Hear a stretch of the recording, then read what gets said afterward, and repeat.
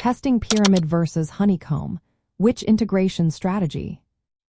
Have you ever wondered how to choose the right integration testing strategy for your backend development?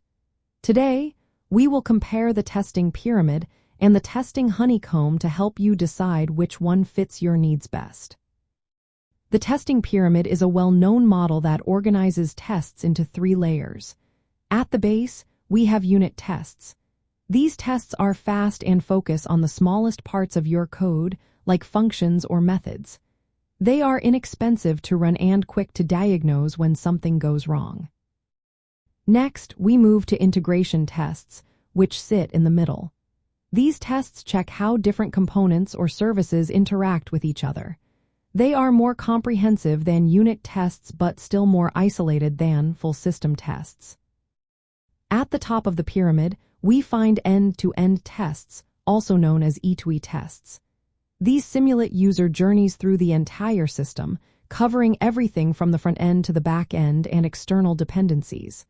While they provide a complete picture, they are slower, more fragile, and more costly to maintain. The pyramid emphasizes having many unit tests, fewer integration tests, and very few E2E tests.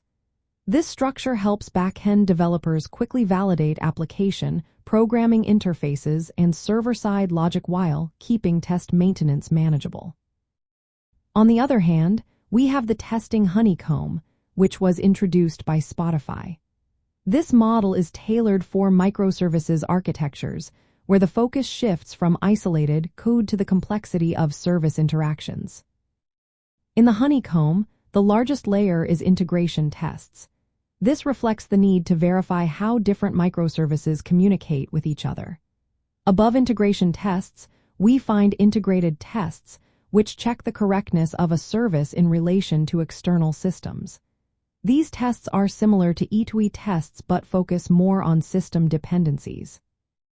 The smallest layer consists of tests on implementation details, which are akin to unit tests and focus on isolated parts of the code. The Honeycomb model recognizes that, in a microservices environment, the main challenges lie in how services interact rather than in the internal logic of each service. So, how do you decide which strategy to use?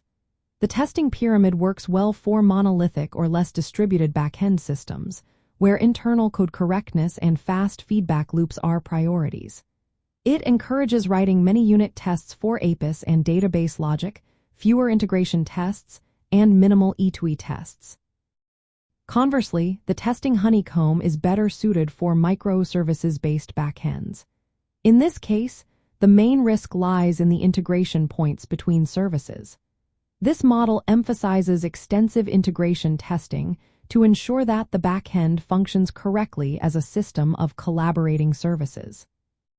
For backend development focused on APIs, databases, and server-side logic, consider your architecture.